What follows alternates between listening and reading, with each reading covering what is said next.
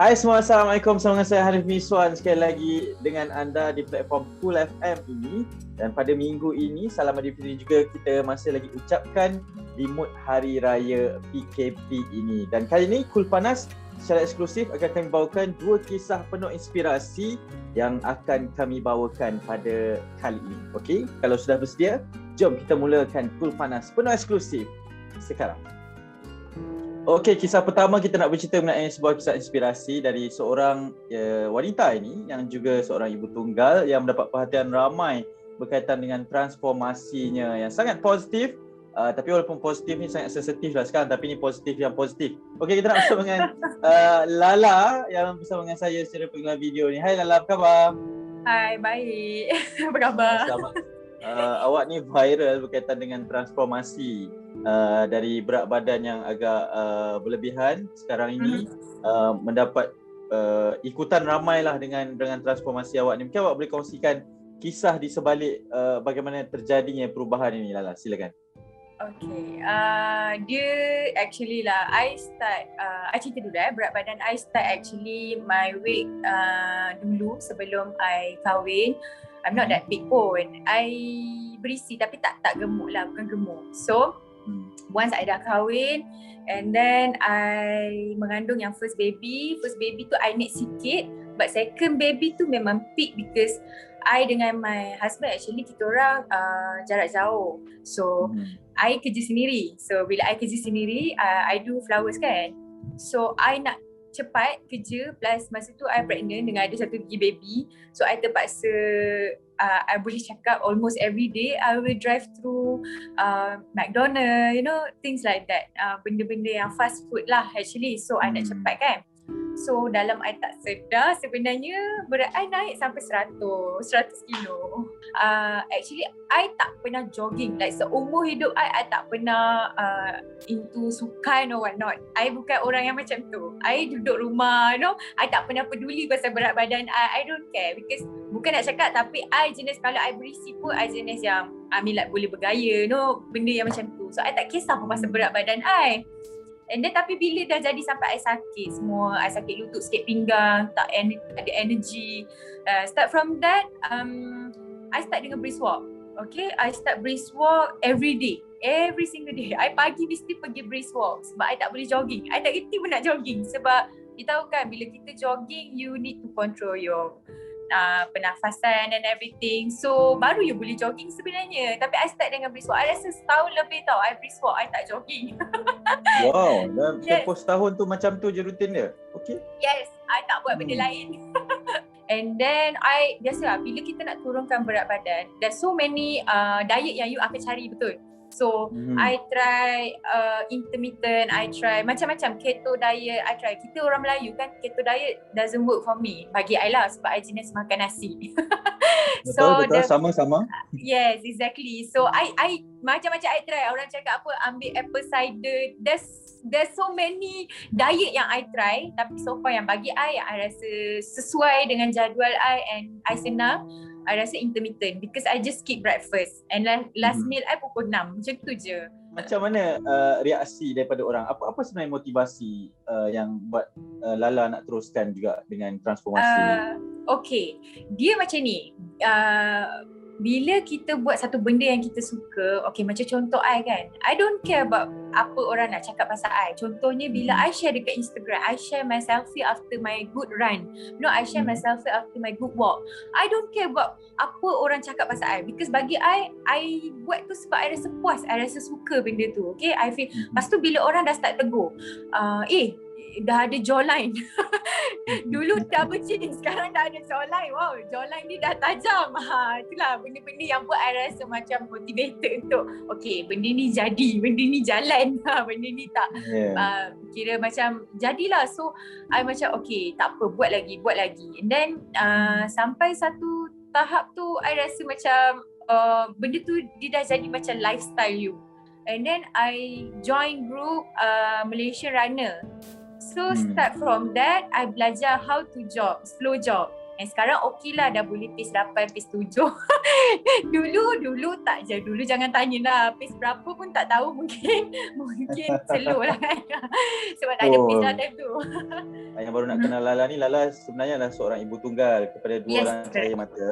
Dan saya ada terbaca artikel mengatakan Lala kerap menerima tips ataupun soalan berkenaan dengan tips kehidupan seorang ibu tunggal.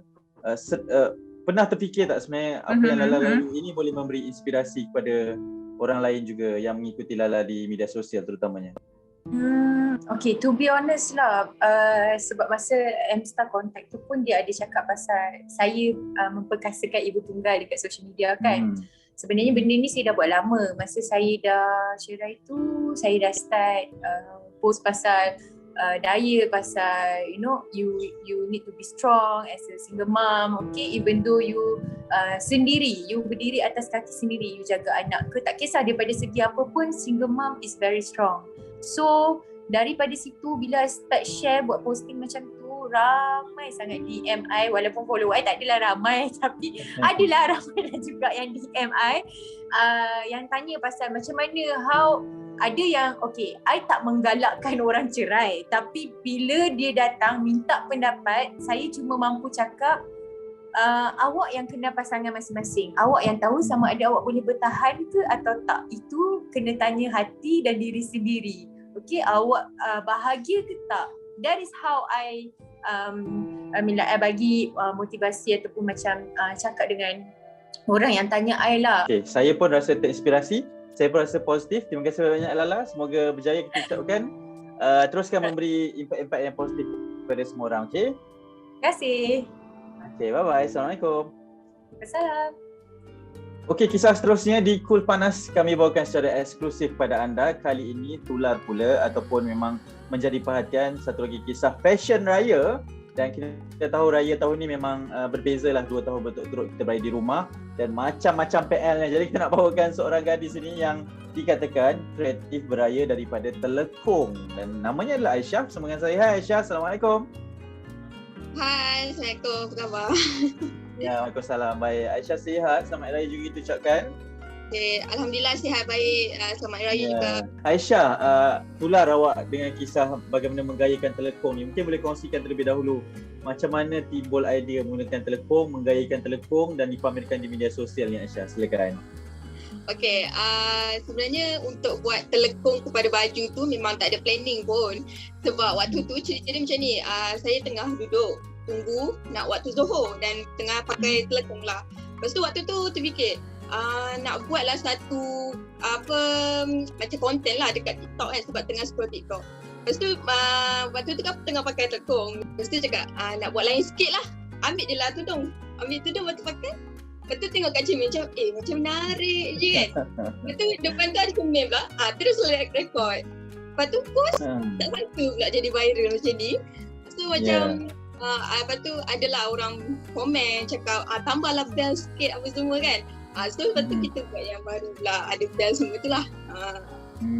Sehinggalah kepada idea konten-konten yang seterusnya lah. Betul. Okey Aisyah, macam mana penerimaan orang? Sebab yelah kita faham Telekung ni dikaitkan memang kegunaannya untuk tujuan beribadah kan, tapi dengan adanya sesi dimudakan sebegitu penggayaan, ada tak komen-komen yang saya percaya ramai yang suka, tapi ada tak komen-komen yang agak mengguris hati ke macam mana Aisyah?